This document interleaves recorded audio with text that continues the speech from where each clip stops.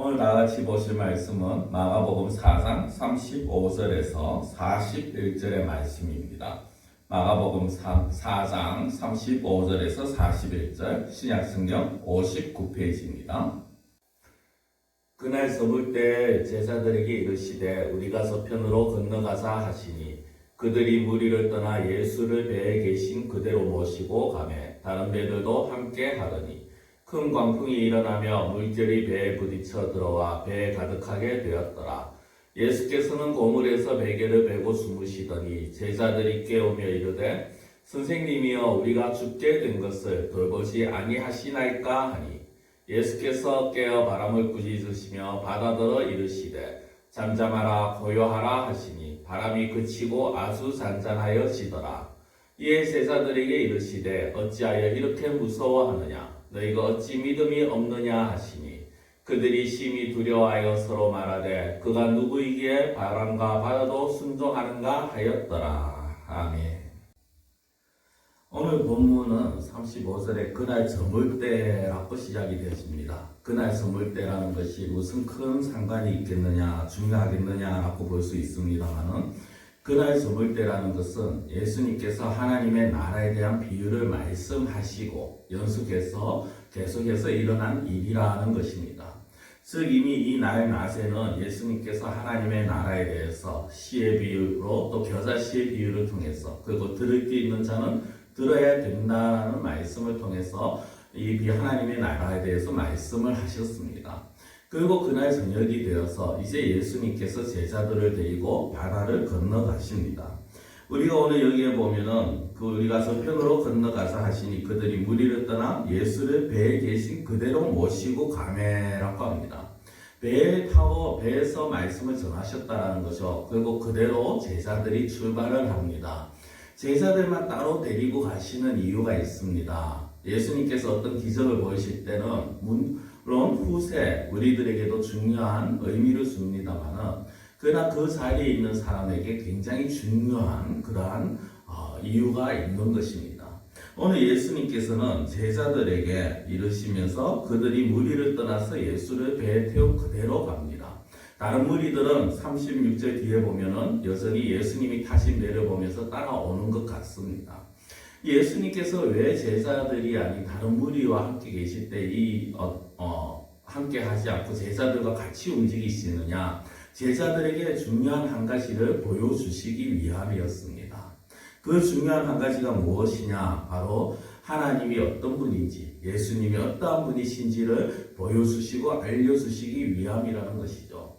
먼저 오늘 이렇게 예수님께서 배를 타고 가시는데 이 배를 타고 가시는 가운데 예수님은 배 한켠에서 주무십니다. 그러나 그런 가운데 그리 크지도 않은 어떻게 보면 호수라고 불릴 만한 저수지라고 불릴 만한 그 배가 그 호수에서 큰 광풍이 일어납니다. 배가 무척이나 힘들어합니다. 그곳에는 어부 출신의 사람들도 4명이나 있었지만 그러나 그들 역시 그 상황을 어떻게 할 수가 없어 합니다. 이들은 지금 예수님이 자기와 함께 하심에도 불구하고 큰 문제를 만나고 있는 것입니다.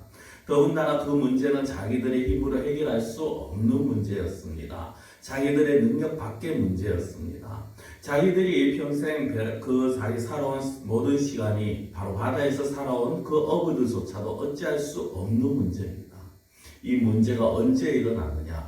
예수님이 그 배에서 계실 때 일어났다는 것입니다. 어떤 이들은 예수님이 배에서 주무신다라는 것에 너무 강조점을 둡니다. 그러나 예수님이 주무시는 것이 중요한 것이 아니라 예수님이 함께 계실 때 일어난 문제라는 것이 중요한 것입니다.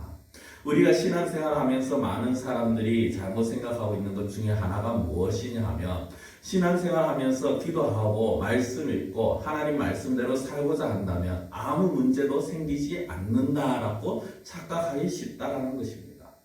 그러나 그렇지 않죠. 우리가 살아가면서 분명히 말씀대로 살고자 합니다. 기도합니다. 말씀을 읽습니다. 말씀을 늘 가까이 하고자 합니다.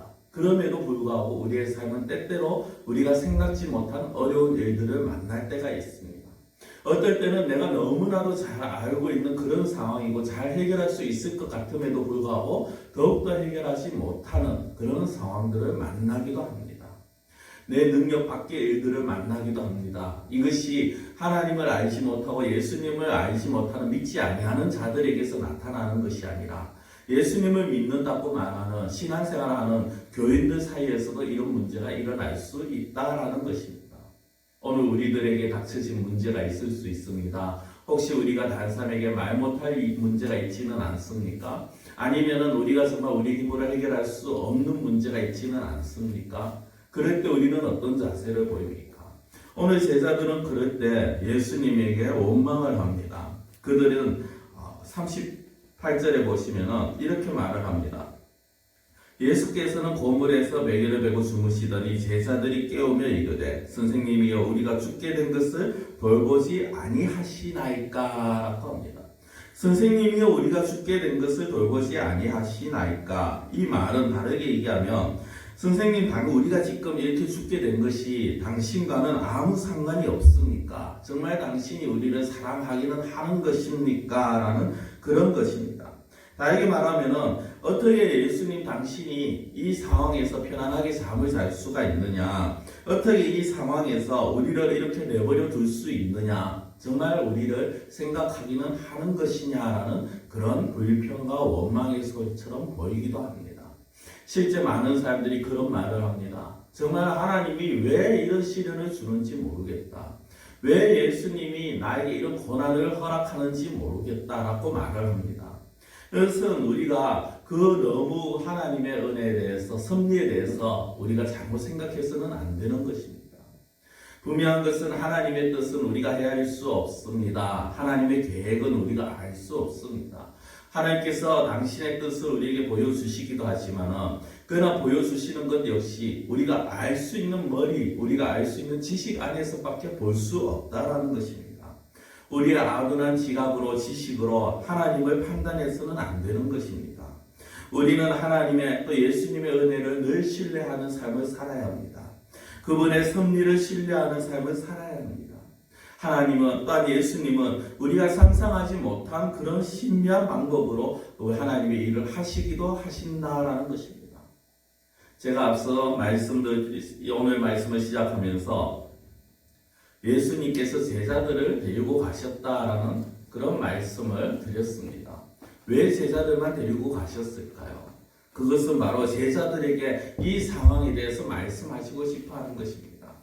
어찌 보면은 예수님과 함께 있으면 모든 문제가 해결될 것 같다라는 그들의 생각을 깨우치시기 위함일 수도 있습니다.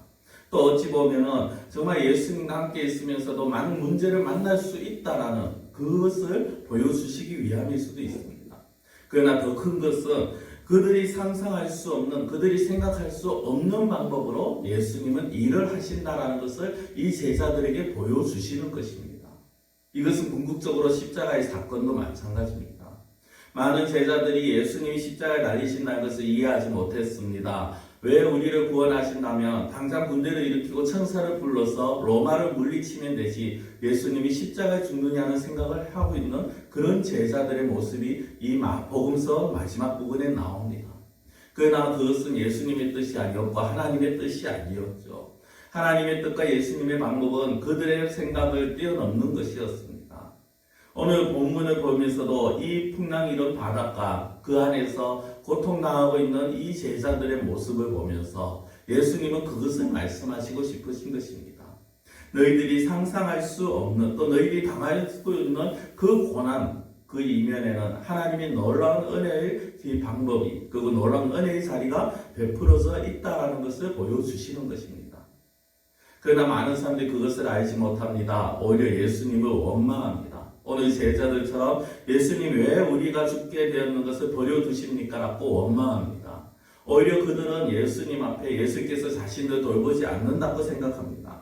그런 그들에게 예수님께서 어떻게 말씀하십니까? 먼저 바다를 꾸짖으십니다. 바람을 꾸짖으시죠. 그 다음에 제자들에게 하신 말씀은 너희가 어찌하여 이렇게 무서워하느냐? 어찌하여 믿음이 없느냐라고 하십니다. 어찌 믿음이 없느냐? 이 말씀은 바로 예수님을 구원자로 구세주로 믿는 믿음이 아니라 그들의 삶 가운데서 모든 문제 해결책이 되시며 모든 일들의 근원이 되시고 또한 자기들을 붙들어 주시는, 온전히 자기들을 지켜주실 수 있는 분이 바로 예수님이라는 것을 왜 믿지 못하느냐 하는 것입니다.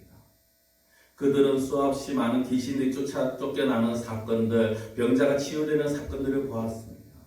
그러나 그들은 정작 중요한 것은 예수님이 자신들을 지켜주실 것이요, 예수님이 분명히 자신들에게 강한 그 모든 고난과 그 모든 일들에는 하나님의 뜻이 있다라는, 그리고 예수님께서 그 뜻 가운데서 일을 하실 것이라는 그 믿음을 가지지 못했다라는 것입니다. 예수님은 제자들이 이 믿음 가지기를 원하셨습니다. 그래서 따로 그들과 함께 배를 타고 가시고 이 상황을 이용해서 예수님께서는 제자들에게 가르쳐 주시는 것입니다. 오늘 예수님은 저와 여러분들에게도 동일한 말씀을 하십니다. 어찌 믿음이 없느냐? 이것은 우리가 예수님을 믿지 아니한다는 것이 아닙니다. 우리는 예수님을 우리의 구원자로, 우리의 구세주로 믿습니다. 그러나 더 나아가서 우리의 모든 삶 가운데서 역사하시는, 또 우리의 삶 가운데서 섭리하시는 그 하나님의, 그 예수님의 섭리를 믿어야 된다라는 것입니다. 예수님은 신실하신 분이십니다. 예수님은 저와 여러분들과 함께 하시는 분이십니다. 우리가 예수님을 믿지만 고난을 당할 수 있습니다. 문제를 만날 수 있습니다. 그러나 그 모든 고난과 그 모든 문제 가운데서 중요한 것은 예수님은 반드시 우리를 지켜주시고 우리를 보호하시며 우리를 통하여서, 또 그 고난을 통하여서 당신의 일을 이루어 가신다라는 사실입니다. 기도드리겠습니다. 사랑의 하나님, 시국이 어수선한 이때 우리가 각자의 자리에서 또한 이렇게 말씀을 보며 묵상합니다. 하나님, 저희들에게 은혜를 베푸시며 특별히 이 코로나 바이러스로 인한 아버지 이 어수선한 가운데 많은 사람들이 왜 이런 일들이 생겼는지 의아해하고 또 너무나도 힘들어하고 있는 이런 시국입니다. 그러나 하나님, 믿는 저희들은 이 모든 일들을 통하여서 또 이 상황 속에서도 분명히 예수님께서는 일을 하실 것이요, 그 일들을 통하여서 하나님의 역사를, 하나님의 은혜를 드러내기를 원하신다라는 것을 저희들이 깨닫게 하여 주시옵시고, 오히려 저희들은 이런 어수선한 상황일수록 더욱더 기도하며 더욱더 하나님의 은혜를 바라며 하나님의 섭리를 신뢰하며 나아갈 수 있는 믿음의 사람 되게 하여 주시옵소서. 특별히 하나님, 우리가 정말 살아가면서 수많은 일들을 만납니다. 때로는 정말 하나님이 나와 함께 하시고 예수님이 나와 함께 하시는가 의심이 들 정도로 어려운 일을 만날 때도 있습니다. 하나님이 나를 모른 척 하는 거 아닌가, 하나님이 나를 잊으신 것 아닌가라는 생각이 들 정도로 괴로울 때가 있습니다. 그러나 하나님, 저희들이 믿음을 잃지 아니하게 하시고 오롯이 우리와 함께 하시는 예수님을 붙들며 이 상황, 이 뒷면에서 정말 우리를 위해서 일하시고 계시는 그 예수님을 저희들이 신뢰하며 그 예수님을 온전히 의지하며 나아갈 수 있는 믿음의 사람 되게 하여 주시옵소서. 간절히 원하고 예수님의 이름으로 기도드리옵나이다.